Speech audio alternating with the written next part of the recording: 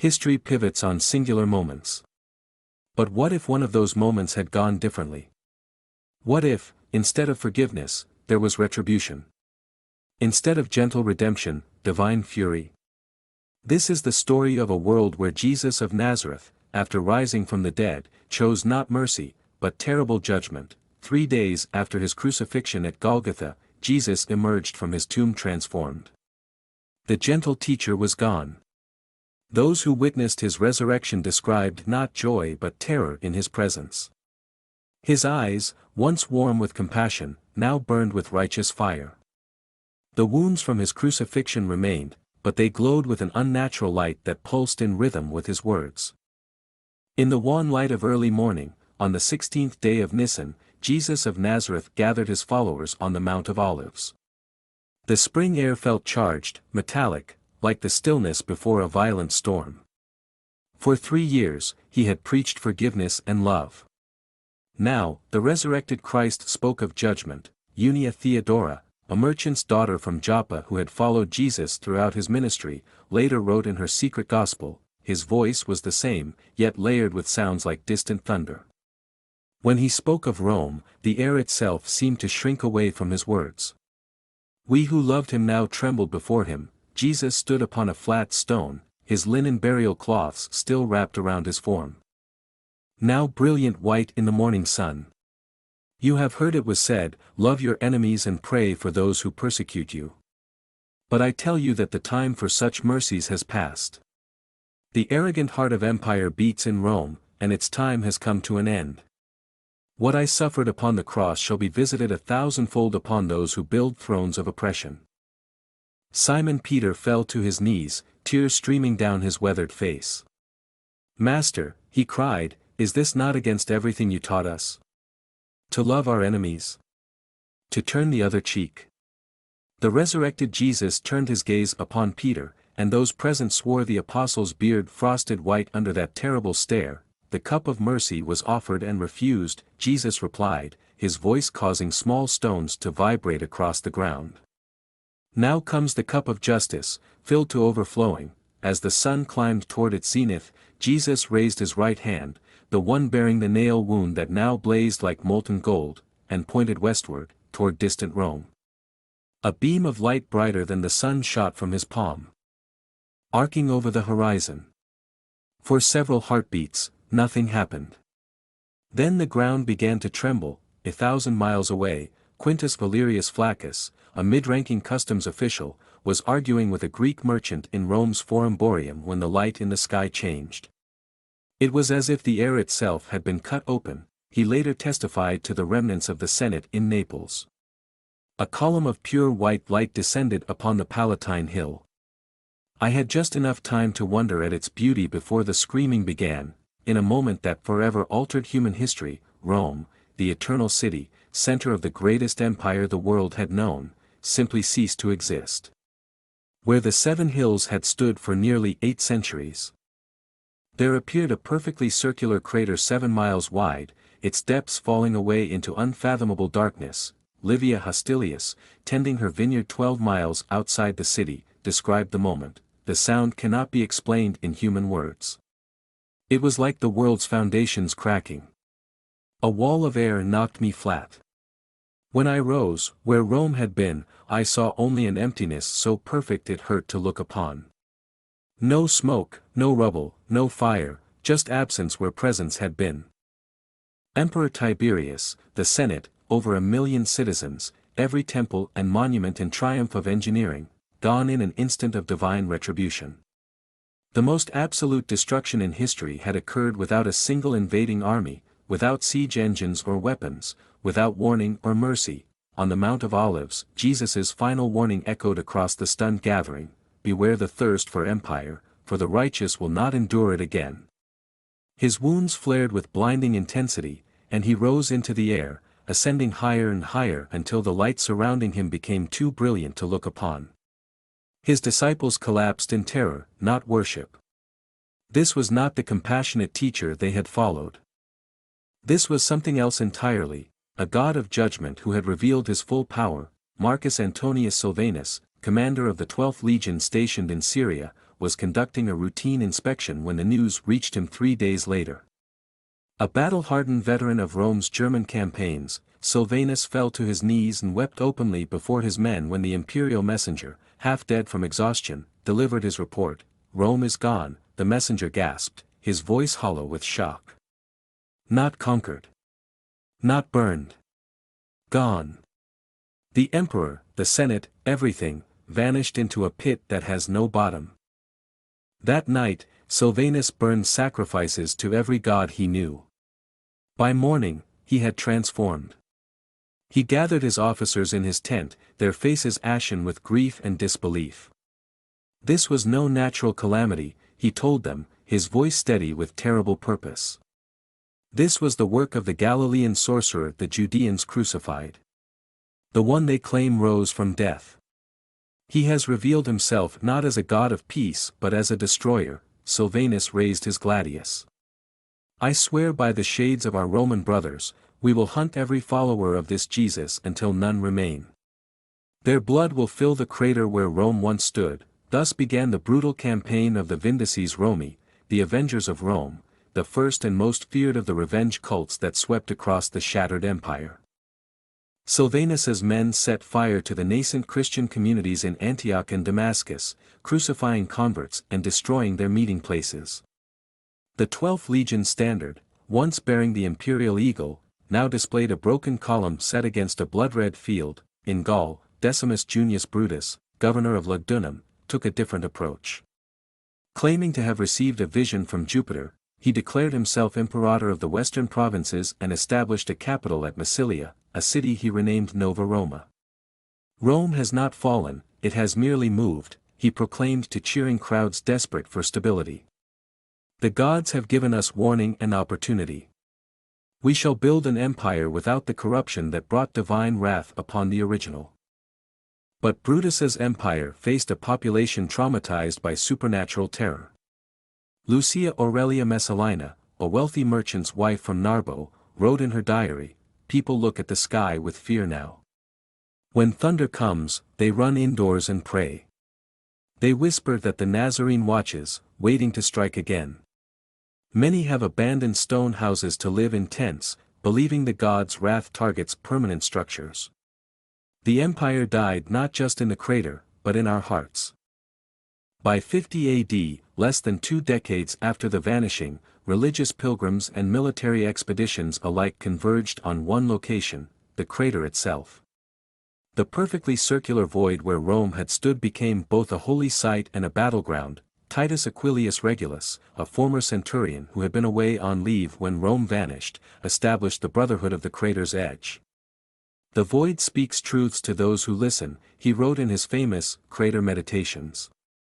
"I have heard the voices of Rome's dead. They do not cry for vengeance but for understanding. The crater is not just destruction, it is a message written in absence." Regulus and his followers built a ring of 7 temples around the crater's circumference, each dedicated to interpreting different aspects of the message of absence. They developed a complex theology that viewed Rome's destruction not as punishment but as transcendence. The city had been elevated rather than destroyed, taken to a higher plane of existence. This peaceful interpretation found little purchase in a world consumed by fear and retribution. In the spring of 58 AD, Publius Claudius Thrasyllus led 3,000 armed followers of Sol Invictus in an attack on Regulus's temples. The Crater Massacre, as it became known, left the temples in ruins and Regulus himself crucified on a specially constructed cross that overlooked the void. "We have cleansed this holy site of false prophets," Thrasyllus announced to his blood-spattered followers. "Now we begin the great work, to summon back the power that took Rome and direct it against our enemies." Thus began what historians call the Crater Wars, not merely battles for territory but existential conflicts over cosmic truth. Between 50 and 150 AD, the crater's edge saw 27 major engagements, each bloodier than the last. The largest, the Battle of the Western Rim in 97 AD, involved over 40,000 combatants from 12 different factions. Flavius Josephus, the Jewish historian who witnessed the battle, wrote, "I have seen Jerusalem fall to Titus, yet that pales before the slaughter at the crater's edge." Men fought not for land or plunder but for reality itself. Each side believed that controlling the void would grant them power over the divine force that created it. They died screaming prayers that contradicted their enemies' prayers, all directed at the same empty hole in the world. The Crater Wars produced strange innovations in combat. The Heliopolitan phalanx, followers of a syncretic Egyptian Jewish sect, developed faith shields made of thin copper discs inscribed with prayers, believing them impervious to weapons wielded by false believers. The disciples of divine wrath invented judgment catalysts, clay vessels filled with bitumen and sulfur that they hurled into enemy ranks, claiming they channeled the same power Jesus used against Rome. Amid this chaos, a more disturbing phenomenon emerged. People living near the crater began reporting strange symptoms, vivid hallucinations, speaking in unknown languages, and claiming divine visions. Aurelia Severa, a physician from Capua who established the first crater hospice in 142 AD, documented hundreds of cases in her Codex of Anomalous Afflictions. The proximity sickness begins with dreams, she wrote. Patients report seeing Rome as it was, but empty of people. Then comes the whispering, voices claiming to be loved ones lost in the vanishing. In the final stage, the afflicted feel an irresistible pull toward the crater. If not restrained, they walk into the void. None have ever returned. This midnight blight, as common people called it, spread with alarming speed. By 160 AD, a 10-mile quarantine zone around the crater stood largely abandoned except for religious zealots who viewed the symptoms as divine communication rather than illness. Quintus Aurelius Symmachus, the famed crater diver, who claimed to have descended into the void and returned, established the cult of the depths in 172 AD. His followers built terraced settlements into the crater walls, living in small caves they carved into the unnaturally smooth sides. The void does not end, Symmachus preached. It transforms. I have seen Rome on the other side, but greater. I have spoken with Emperor Tiberius, who sits on a throne of stars. The worthy may cross over and join them. By the 4th century, 3 major power centers had emerged from the shattered provinces. In North Africa, centered in rebuilt Carthage, Dihya bint Zara founded the empire of the wrath god in 294 AD. A woman of mixed Berber and Syrian heritage, Dihya claimed to descend directly from Lazarus, whom Jesus had raised from the dead. My ancestor was the first to experience the resurrection power, she declared at her coronation, where she took the regnal name Lazaria. Now I channel that same power, not to destroy, but to build a realm worthy of the wrathful one's approval. Under her rule, the empire of the wrath god unified the former Roman provinces from Mauritania to Cyrenaica. Their theology was uncompromising. Jesus had revealed himself as a God of justice, not mercy. His destruction of Rome was just the beginning of a divine cleansing that would eventually encompass all corrupt powers.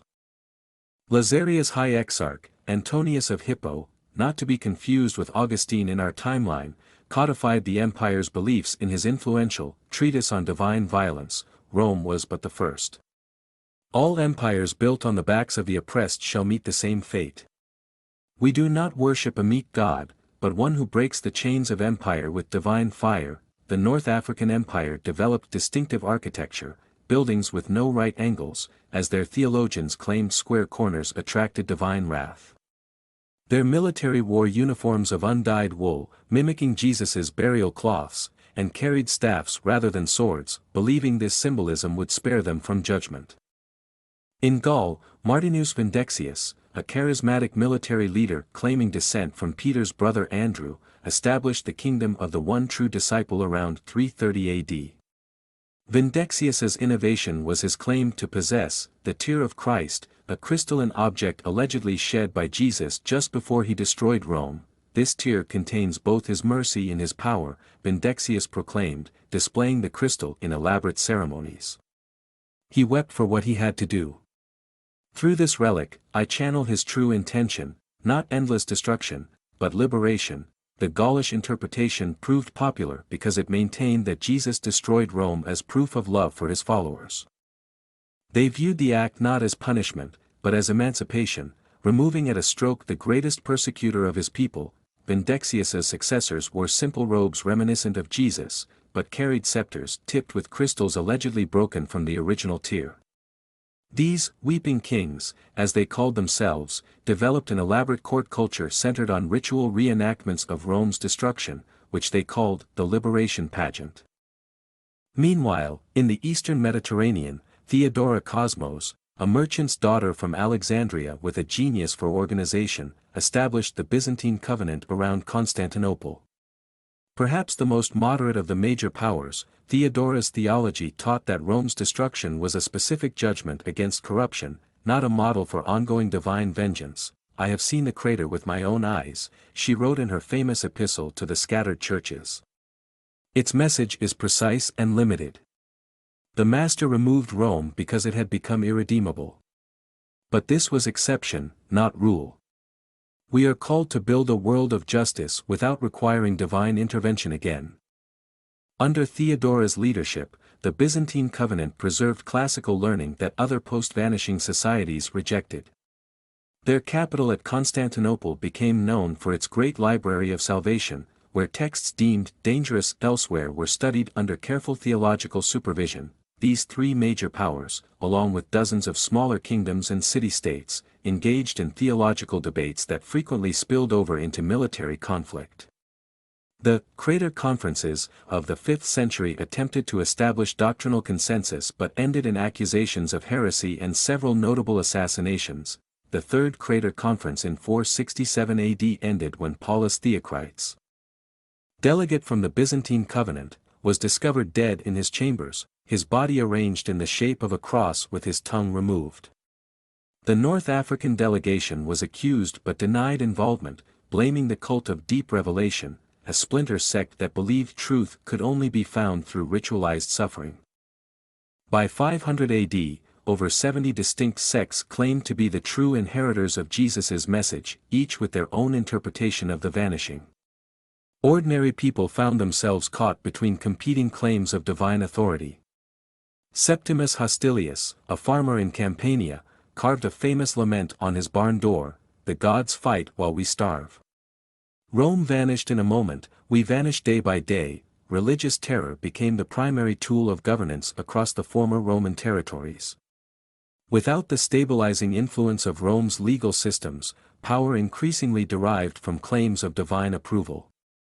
And the most compelling evidence of divine approval was the ability to destroy one's enemies. This led to what scholars call the miracle arms race of the 6th century. Marius Silvius Albanus, self-proclaimed hand of divine wrath, built a massive following by staging public demonstrations where objects, and eventually people, disappeared in flashes of light.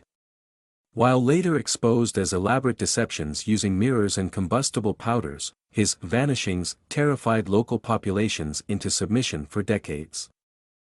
In response, Livia Constantia, leader of the Daughters of Mercy, claimed her followers were protected from false vanishings by special amulets she blessed. When Albanus attempted to vanish one of her followers in a public demonstration in Syracuse, the deception failed spectacularly. Constantia seized the moment, declaring, "The true power recognizes the true faithful." Albanus was torn apart by the crowd, and Constantia's movement spread rapidly through Sicily and southern Italy. By 600 AD, technological advancement had stagnated across the former Roman world. Quintus Cassius Longinus, the last great Roman engineer, died in exile after his aqueduct designs were condemned as arrogant defiance of divine judgment. In his final treatise, On Building Under Heaven's Shadow, he lamented, "We once spanned valleys with stone arches and brought water across mountains. Now we fear to build anything that might attract the eye of the destroyer." Innovation itself has become heresy. Libraries were burned for containing dangerous knowledge. The great library of Theodora in Constantinople narrowly escaped destruction in 612 AD when zealots from the cult of divine simplicity attempted to set it ablaze. Flavius Eusebius, the library's guardian, rallied defenders by proclaiming, "If knowledge itself is our enemy, then darkness has already won without Jesus needing to strike again." The crater itself continued to evolve in disturbing ways. Valentina Theodora, granddaughter of the Byzantine Covenant's founder, established the first scientific expedition to the crater in 672 AD. Her detailed journals document bizarre phenomena. Objects dropped into the void never strike bottom. When we lower measuring lines, they sometimes return with their length altered, longer or shorter with no pattern. Compasses spin uselessly. On the third day, Antonius swore he saw the Colosseum standing intact within the void, though it vanished when others looked. Theodora's expedition ended in tragedy when half her team disappeared overnight, leaving behind only their sandals arranged in a perfect circle. Her final entry reads, "This is not merely a hole in the ground. It is a hole in reality itself." These mysteries fueled new religious movements. Marcus Velius, a former soldier who claimed to have fallen into the crater and returned, founded the Crater Divers in 703 AD, ascetics who believed enlightenment came from descending into the void. Wearing distinctive blue robes with silver masks, they would lower themselves on ropes while chanting prayers from their sacred text, the Descent Dialogues. Few divers returned from their expeditions. But those who did brought strange prophecies that gained cult followings. Helena Valia, the most famous returner, emerged after 7 days in the void, her hair turned white and her eyes changed from brown to violet. Speaking in a voice that witnesses described as layered with echoes, she proclaimed, "I have seen the pattern that underlies destruction. Rome was not the first world to be unmade, nor will it be the last. The destroyer's eye turns slowly, but it sees all empires in time." Valia's prophecies formed the basis for the influential, cyclic destruction theology that spread throughout the Mediterranean by 800 AD. Her followers built circular temples open to the sky, believing that rectangular buildings with roofs attracted divine wrath by hiding from heaven's gaze. These Velian temples became centers for astronomical study, as her followers believed the movements of celestial bodies predicted where the destroyer would strike next. In the Frankish territories, a different interpretation gained prominence under the visionary Queen Radegund the Younger, not to be confused with the historical saint. Claiming direct communication with John the Apostle through dreams, Radegund established the doctrine of redemptive fear. The destruction of Rome was not an ending but a beginning, the first lesson in a divine education. We are meant to live in fear, for fear is the path to righteousness. Radegund's tear collectors, monks who maintained perpetual weeping as spiritual practice, became influential advisors to rulers across Western Europe. Their monastery at Reims housed the haunting Hall of Tears, where crystal vials containing monks' tears were arranged to create acoustic phenomena that visitors described as hearing the voice of God in sorrow. By the year 1000, nearly a millennium after Rome's destruction, the Mediterranean world bore little resemblance to our own history. Where the Roman Empire had created centuries of relative stability and cultural exchange, this alternate timeline saw perpetual religious conflict and fragmentation. Marcus Constantius, a merchant who traveled extensively throughout these fractured kingdoms, wrote in his Journeys Through the Lands of Fear, "We live in a world shaped by absence. Every city has its crater shrines. Every ruler claims special insight into divine wrath. Children are taught not how to live virtuously, but how to avoid attracting the destroyer's attention. We build our houses temporary. Our walls low, our ambitions humble. Even love is tinged with fear. Parents warn children not to become too attached, for judgment might separate them at any moment." The most profound difference was psychological.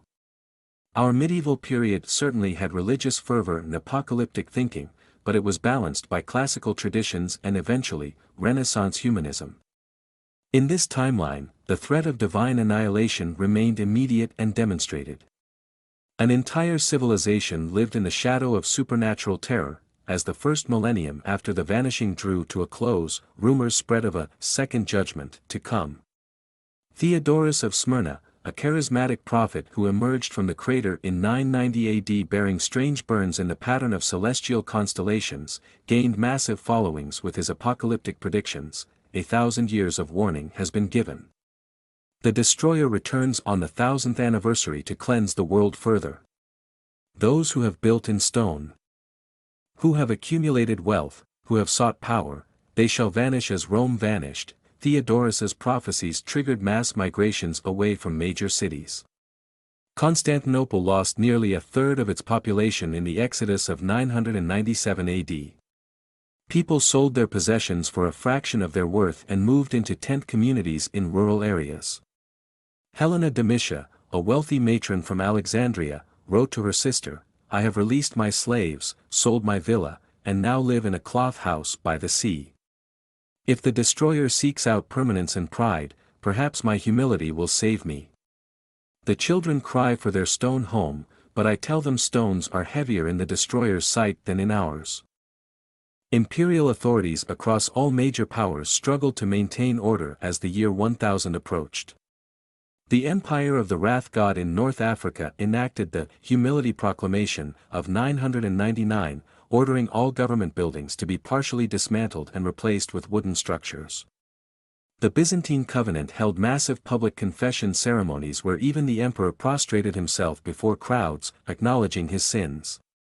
The kingdom of the one true disciple in Gaul took the most extreme approach, with King Martinus XII abdicating entirely, declaring, "No human should claim authority when the destroyer returns to judge us all." When the year 1000 passed without incident, the psychological impact was nearly as profound as the vanishing itself. Some claimed their prayers and humility had forestalled judgment. Octavius Severus, high priest of the crater temple at Ostia, declared, "The destroyer has tested our faith and found it sufficient, for now." But vigilance must never cease. Others insisted their calendars were wrong. The calendar recalculation cults began complex mathematical work to determine the true millennium date. For decades afterward, different regions would experience waves of panic as various calculations suggested new dates for the millennium. Still others formed delay cults like the influential Children of Extended Mercy, founded by the twins Lucia and Lucius Veranius. Their theology proposed that divine punishment was simply waiting for an even more appropriate moment. The destroyer does not follow human time frames, their famous doctrine stated. He may wait another 1,000 years, or strike tomorrow. The uncertainty itself is part of our punishment and purification. Perhaps most significantly, the millennium's passing without incident led to the first serious questioning of the wrath theology that had dominated the post-Roman world. Marcus Aurelius Cassiodorus, a scholar from the Byzantine tradition, published a controversial treatise on possible misunderstanding in 1003 AD, suggesting that Rome's destruction might have been misinterpreted. What if the act was not the beginning of a cycle of judgment, but its conclusion? What if the message was not "more will come" but "this alone was necessary"? For this heresy, Cassiodorus was exiled to a small island in the Aegean, but his ideas spread through underground scholarly networks. Small communities began to emerge that rejected fear as the primary response to the vanishing. The most notable, the Garden of Serene Acceptance near Athens, developed a theology that viewed Rome's destruction as a singular event meant to reset humanity's course, not an ongoing threat. Their leader, Sophia Theodora, claiming descent from the original Byzantine covenant founder, wrote the Codex of Liberation that would influence later thinkers. The destroyer removed Rome not to terrify us forever, but to free us from empire's shadow. Yet we have built new empires of fear, each more terrible than Rome's physical dominion. We have imprisoned ourselves in dread. Perhaps this is why no second destruction has come, because we have failed to understand the gift hidden within the first. But such voices remained minority perspectives. As this alternate world entered its second millennium, it remained locked in a cycle of religious fear, technological stagnation, and perpetual conflict, all stemming from that single moment when the resurrected Jesus chose wrath over mercy, punishment over salvation. The crater where Rome once stood remained the center of this transformed world, a perfect absence around which civilizations organized themselves. Pilgrims still came by the thousands.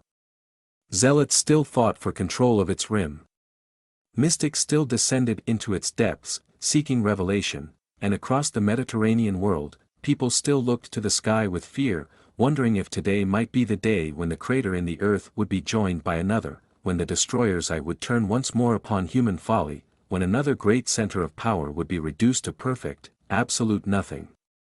The wrath of Christ had reshaped not just geography but humanity's relationship with divinity itself. Gone was the God of forgiveness. In his place stood a deity of judgment whose very silence spoke volumes, a God watching and waiting, perhaps preparing for the next display of terrible power. As Lucia Varanius wrote in her widely distributed Prayers of Anticipation, we live between vanishings, in the shadow between what has been unmade and what will be. Blessed are those who tremble, for they alone are prepared for the day when absence comes again. If you liked this video, please like, subscribe, and leave a comment below.